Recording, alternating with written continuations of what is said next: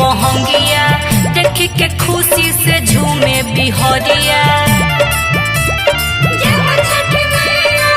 कांच बांस के लचके बहंगिया देख के खुशी से झूमे बिहरिया।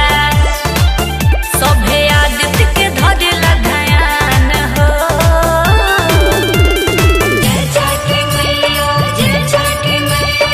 छठी मैया के पर्व इहा महान हो। अर्घ पड़ेला संझे बिहान हो।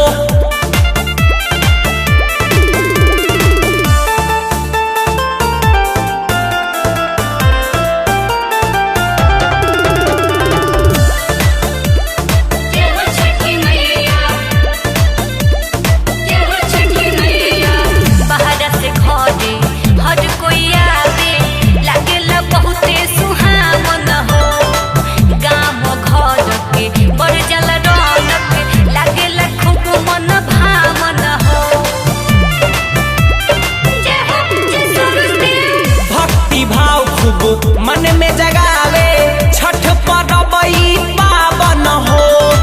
रंग बिरंग के सजल